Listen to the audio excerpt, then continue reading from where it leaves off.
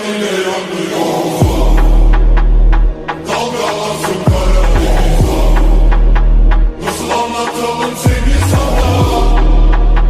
Kurşun geçirmez bu sevdamıza.